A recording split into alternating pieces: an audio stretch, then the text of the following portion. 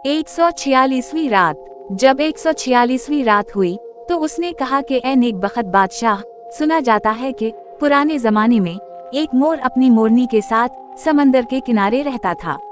इस जगह बहुत से दरिंदे और कसम कसम के जंगली जानवर भी रहते थे और वहाँ बेहद दरख्त और नदियाँ थीं। ये मोर और मोरनी वहशी जानवरों के डर से रात के वक्त इन्हें दरख्तों में से किसी दरख्त पर बसेरा लेते और दिन के वक्त ग़िज़ा ढूंढने निकलते। एक मुद्दत तक वो उसी तरह जिंदगी बसर करते रहे, यहाँ तक कि जब इन्हें ज्यादा डर लगने लगा तो वो इस जगह को छोड़कर किसी दूसरी जगह की तलाश में निकले। वो इस तलाश में थे कि इन्हें एक जजीरा नजर आया जहाँ बहुत से दरख्त और नहरें थीं। वो इस जजीरे में उतरे, वहाँ के फल खाने और इसकी नदियों का पानी पीने लगे। इसी असना में इन्होंने एक बत को आते देखा जो डर के मारे कांप रही थी और दौड़ी चली आ रही थी, यहाँ तक कि वो इस दरख्त के पास पहुंची जिस पर मोर और मोरनी थी और वहाँ पहुंचकर उसे इत्मीनान हुआ। मोर को यकीन आ गया कि इस बत को कोई ना कोई अजीब वो गरीब हादिसा पेश आया है और उसने पूछा कि तेरा क्या हाल है और तू क्यों इतनी खौफजदा मालूम होती है। इसने जवाब दिया कि मैं इंसान के खौफ और एज़ा रसानी की वजह से बीमार हो गई हूँ, खुदा इंसान से बचाए। मोर ने कहा कि अब तो हमारे पास पहुँच गई है, अब डरने की कोई वजह नहीं। बत ने कहा कि शुक्र है इस खुदा का जिसने मुझे तुम्हारे पास लाकर मेरा रंज वो गम दूर कर दिया और वाकई तुम्हारी ही मोहब्बत मुझे यहाँ ले आई है। जब बत ये कह चुकी तो मोरनी उतरकर इसके पास आई और कहने लगी कि अहला वो सहला मरहबा, अब डर मत, इंसान हमारे पास किस तरफ से आ सकता है।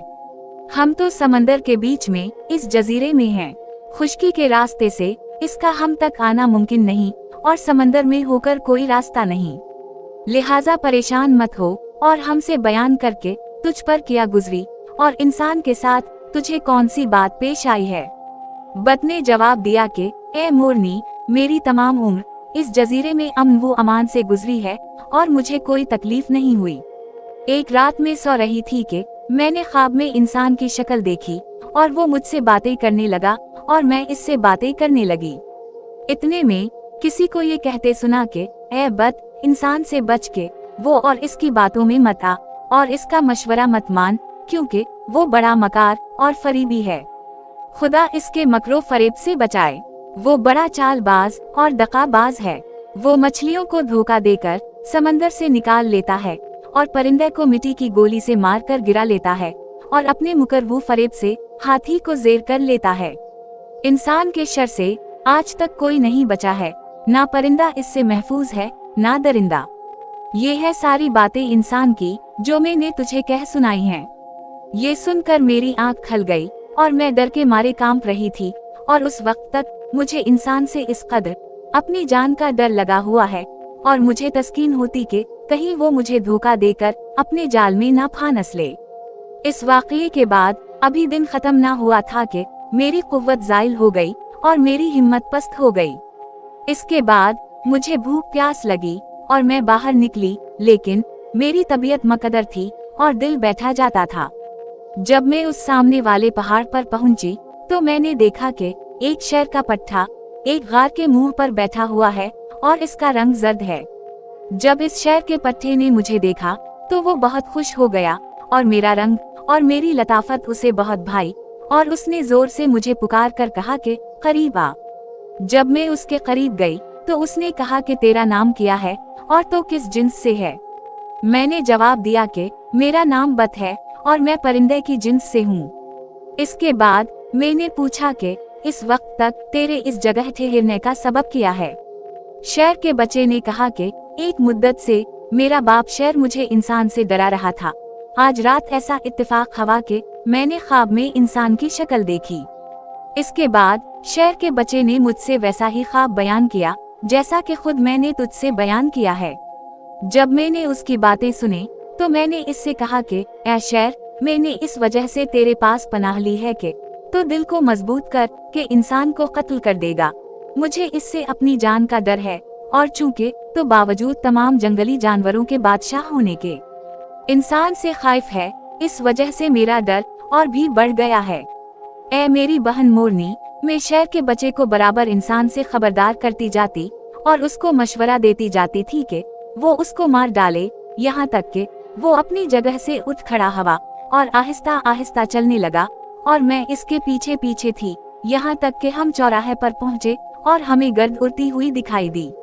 जब गर्द बैठ गई तो हमें एक गधा दिखाई दिया जो नंगा भागा चला आ रहा था और वो कभी दौड़ता था और कभी लूटने लगता था। जब शेर ने उसे देखा तो उसे आवाज दी और वो बड़े इंकिसार के साथ हाजिर हुआ। शेर ने कहा कि ए कम अकल जानवर, तो किस जिन्स से है और यहाँ क्यों आया है? इसने जवाब दिया कि ए बादशाहज़ादे, मैं गधे की जिन्स से हूँ और मेरे इस जगह आने का सबब ये है कि इंसान से भाग रहा हूँ। शेर ने कहा कि क्या तो डरता है कि इंसान तुझे कत्ल कर देगा? गधे ने कहा कि ए बादशाहज़ादे, ये नहीं, बल्कि मैं इस बात से डरता हूँ कि किसी मकरे मेरे ऊपर सवार हो जाएगा। उसके पास एक चीज है जिसका नाम उसने झूल रखा है, वो उसे मेरी पीठ पर डाल देता है, और एक और चीज है जिसे वो तंग करता है, इसे वो मेरे पेट पर किस देता है, और एक और चीज जिसका नाम वंची है जो वो मेरी दम के नीचे बांध देता है, और एक और चीज लगाम कहलाती है जो वो मेरे मुंह में डाल देता है, और मेरे लिए उसने एक बीनी या आर बना रखी है जिससे वो मुझे कचोके देता है। अगर मैं डगमगाता हूँ तो वो मुझ पर लानत मलामत करता है, और अगर मैं रेंगता हूँ तो वो मुझे बुरा भला कहता है। इन तमाम बातों के बाद जब मैं बूढ़ा हो जाता हूँ और मुझ में चलने की ताकत बाकी नहीं रहती, तो वो मेरे ऊपर लकड़ी की काठी रखकर सतों के हवाले कर देता है जो दरियाओं से मुश्कों वगैरह में पानी भरकर मेरे ऊपर ला देते हैं। इस तरह जिल्लत व खारी और तकलीफ में मैं जिंदगी बसर करता हूँ, यहाँ तक कि मैं मर जाता हूँ और वो मुझे कोड़े के ढेर पर फेंक आता है ताकि मुझे कुत्ते खा जाएं। आखिर तो ही बता के इस तकलीफ से बढ़कर और कौन सी तकलीफ हो सकती है, और इस मुसीबत से ज्यादा और क्या मुसीबत है? ए मोरनी, जब मैंने गधे की ये बातें सुने तो उस इंसान के डर से मेरा बदन कांपने लगा और मैंने शेर से कहा कि ए मेरे आका, गधा माजूर है और इसकी बातों से मेरा डर दुबाला हो गया। शेर ने गधे से कहा कि तो कहाँ जाना चाहता है?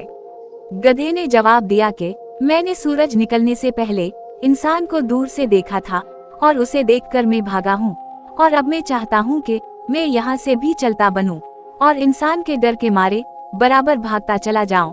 मुमकिन है कि मुझे कोई ऐसी जगह मिल जाए जहाँ मैं मकार इंसान से पनाह ले सकूं। गधा शेर से यही बातें कर रहा था और हमसे रुखसत होकर जाना चाहता था कि फिर गर्द उठती हुई नजर आई। ये देखकर गधा यनकने और चिल्लाने लगा और उसने गर्द की तरफ बड़े गौर से देखा और बड़ी जोर से इसकी रीह निकली। थोड़ी देर के बाद इस गर्द में से एक मुश्की घोड़ा निकला जिसके माथे पर दिरहम के बराबर सफेद दाग था। इसकी पेशानी खूबसूरत और खुर के ऊपर की सफेदी खुश रंग और टांगे नफीस और हनहनाने का अंदाज निहायत दिलकश था। दौड़ते दौड़ते वो शेर के बेटे जवान शेर के पास आकर ठहर गया। जवान शेर ने उसे एहतराम की नजर से देखा और इससे पूछने लगा कि ए अजीम उश्शान जानवर, तो किस जिन्स से है और इस लंबे चौड़े जंगल में तो क्यों चौकड़ी भर रहा है? इसने जवाब दिया कि ए जानवरों के सरदार, मैं घोड़ों की जिन्स में से एक घोड़ा हूँ और मेरे दौड़ने का सबब ये है कि मैं इंसान से भाग रहा हूँ। घोड़े की ये बात सुनकर शेर को तज्जुब हुआ और कहने लगा कि ऐसी बात मत कह, ये तेरे लिए ऐब है क्योंकि तो इतना लंबा चौड़ा है। तुझे इस जशे और तेजी की वजह से इंसान से किया डर। मुझे देख के मैंने बावजूद कम जसा होने के तहैया कर लिया है कि इंसान का मुकाबला करके इस पर हमला करूं और उसे खा जाऊं ताकि ये बेचारी बदनिडर हो जाए और अपनी जगह पर आराम से रहे।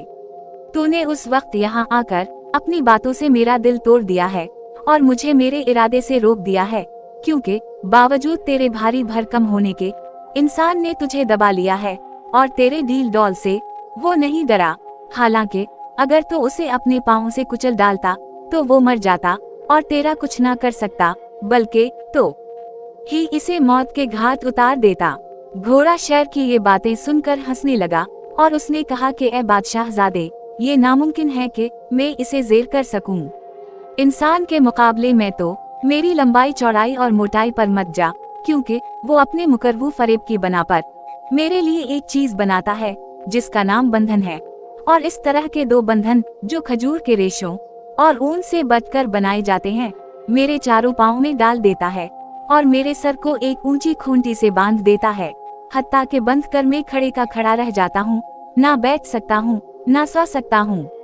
जब वो मुझ पर सवार होना चाहता है तो वो अपनी पाँव में एक लोहे की चीज लगा लेता है जिसे रुकाब कहते हैं, और मेरी पीठ पर एक चीज डाल देता है जिसका नाम जैन है, और उसे वो 2 तंगों से मेरे पेट पर कस देता है और मेरे मुंह में लोहे की एक चीज लगा देता है जिसका नाम उसने रिहाना रखा है, और इस दहाने में वो चमड़े की एक चीज बांध देता है जो लगाम कहलाती है। यहाँ तक के जब वो मेरी पीठ पर जैन के ऊपर सवार होता है तो वो लगाम को अपने हाथ में लेकर मुझे चलाता है और रुकाब से मेरे दोनों पहलुओं को यहाँ तक गोदता है कि वो लहूलुहान हो जाते हैं। अलगर्ज ए सुल्तान ज़ादे, मत पूछ के इंसान के हाथों मुझे किया तकलीफें पहुँचती हैं। जब मैं बूढ़ा हो जाता हूँ और मेरी कमर रह जाती है और मैं तेजी के साथ नहीं चल सकता तो वो चक्की वाले के हाथ मुझे बीच डालता है ताकि वो मुझे चक्की में फराए, और मैं दिन रात फिरता रहता हूँ यहाँ तक के बेकार हो जाता हूँ, और वो मुझे कस्साब के हाथ बैच डालता है और कस्साब मुझे ज़बा करके मेरी खाल खींचता है और मेरी दुम नोच कर वो खाल और दुम को छलनी सास के हाथ बेचता है और मेरी चर्बी पिघलाता है। शेर घोड़े की ये बातें सुनकर और भी गम वो गुस्सा करने लगा और उसने पूछा कि तूने इंसान को किस वक्त छोड़ा है। घोड़े ने कहा कि दोपहर के वक्त वो मेरे पीछे पीछे आ रहा है। शेर घोड़े से ये बातें कर ही रहा था कि फिर गर्द उठती नजर आई। जब गर्द फटी तो इसमें से एक ऊंट दौड़ता हुआ दिखाई दिया जो बलबला रहा था और जमीन पर पांव मार रहा था। इस तरह से वो हमारे पास पहुंचा। शेर ने देखा कि वो इतना लंबा और कैमतीम है तो उसे गुमान हवा के यही इंसान होगा, और वो इस पर हमला करना चाहता था कि मैंने इससे कहा कि ए सुल्तान ज़ादे, ये इंसान नहीं, ये ऊंट है, और गालिबन वो भी इंसान से भाग कर आया है। ए मेरी बहन, मैं शेर के बच्चे से ये बातें कर ही रही थी कि ऊंट ने सामने आकर उसे सलाम किया। शेर ने सलाम का जवाब दिया और पूछा कि तो यहाँ क्यों आया है। इसने जवाब दिया कि मैं इंसान से फरार होकर आया हूँ। शेर बच्चे ने कहा कि इस डील डॉल और लंबाई चौड़ाई के होते हुए तो किस तरह इंसान से डरता है। अगर तो एक टांग भी इस पर रख दे तो वो मर जाएगा।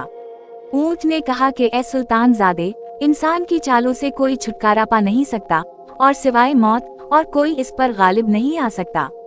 वो मेरी नाक में एक डोरी बांधता है जिसका नाम नकील है और मेरे गले में एक रस्सी डालकर उसे अपने छोटे से छोटे बच्चे के हाथ में दे देता है, और बावजूद मेरे तंबू तोश के वो बच्चा मेरी नकील थाम कर खींचता चला जाता है।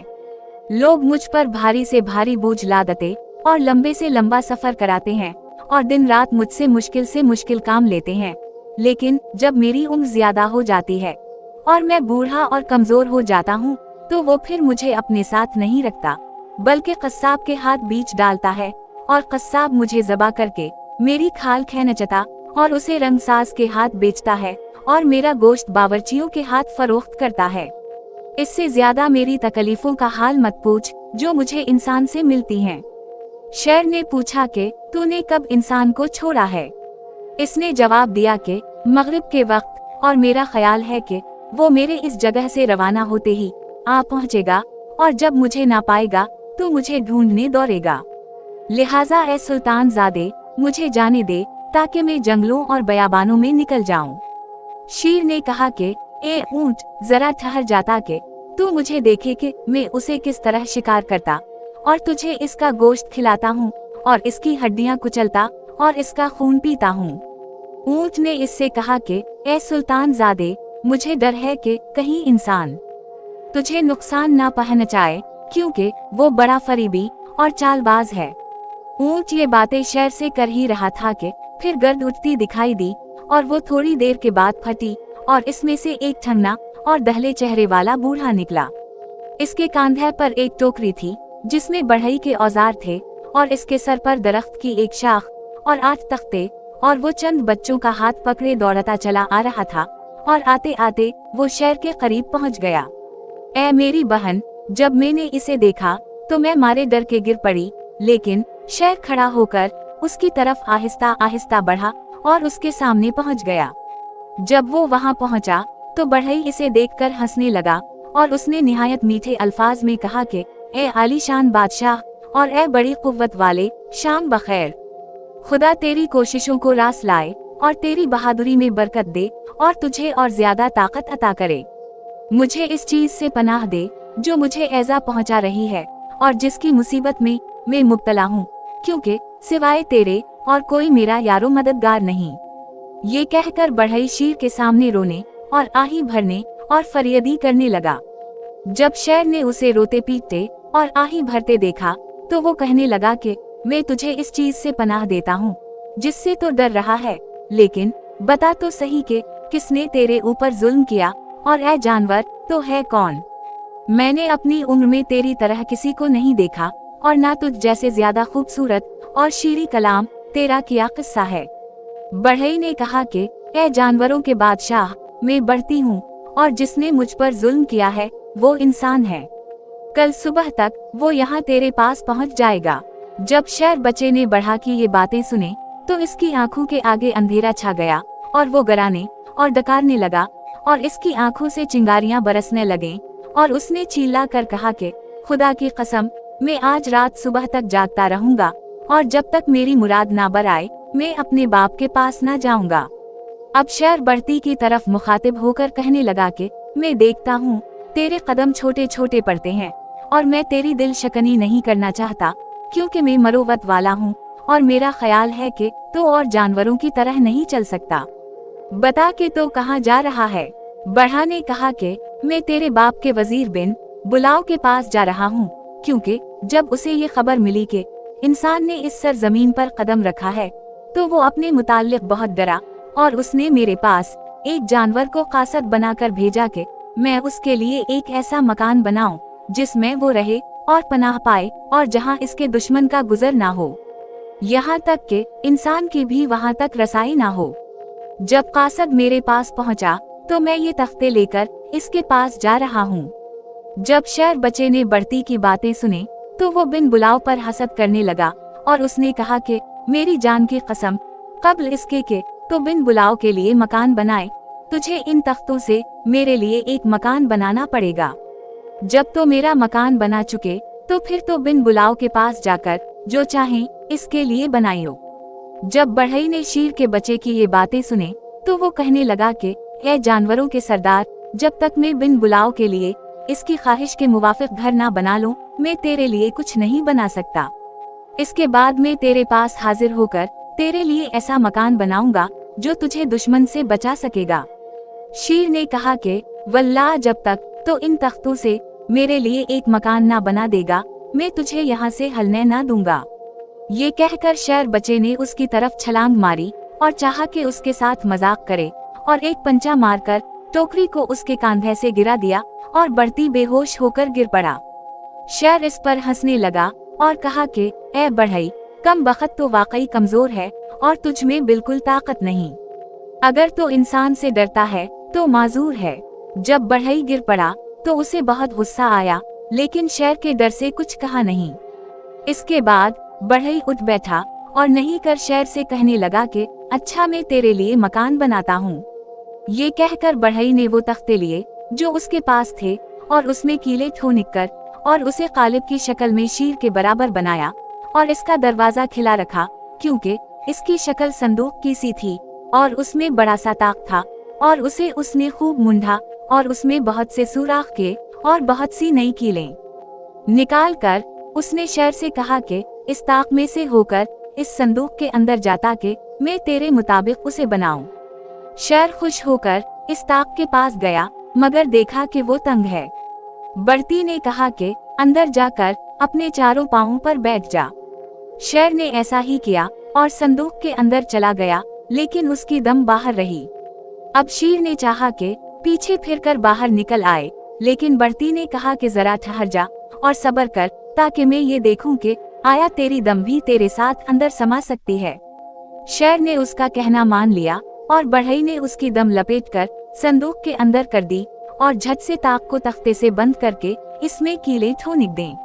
शेर ने कहा कि ए बढ़ई, तूने ये कैसा तंग मकान मेरे लिए बनाया है, मुझे इसमें से निकल आने दे। बढ़ई ने कहा कि अब पछताने से क्या होता है, तो इस मकान से अब नहीं निकल सकता। फिर बढ़ा हंसा और शेर से कहने लगा कि तो अब पिंजरे के अंदर है और ए बदजात जानवर, पिंजरे से तो नहीं निकल सकता। शेर ने कहा कि मेरे भाई, तो मुझसे कैसी बातें करता है। बढ़ई ने इससे कहा कि ए जंगल के किए, जिससे तो डरता था, इसमें गिरफ्तार हो गया है। किस्मत ने तुझे इसके अंदर फेंक दिया है और अब खबरदार होने से कुछ फायदा नहीं। ए बहन, जब शेर ने उसकी ये बातें सुनी तो उसे यकीन हो गया कि यही वो इंसान है जिससे उसके बाप ने उसे जागते में डराया था और हातफ ने ख्वाब में। और मुझे यकीन आ गया कि बल्ला शकवू शुबाह ये वही है, और मुझे डर के मारे अपनी जान के लाले पड़ गए। और इससे जरा दूर हटकर मैं देखने लगी कि वो अब शेर के साथ किया करता है। और ए बहन, मैं क्या देखती हूँ कि उसने इस जगह पर संदूक के करीब एक गड्ढा खोदा जिसमें शेर था, और उसे इस गड्ढे में डालकर लकड़ियां जुमा की और उसमें आग लगा दी। ए बहन, ये देख के मैं और भी डरी, और आज 2 रोज हुए हैं कि इंसान से भाग रही हूँ और इससे खौफ हूँ। जब मोरनी ने बद की बातें सुने, अब शहरजाद को सुबह होती दिखाई दी और उसने वो कहानी बंद कर दी जिसकी उसे इजाजत मिली थी।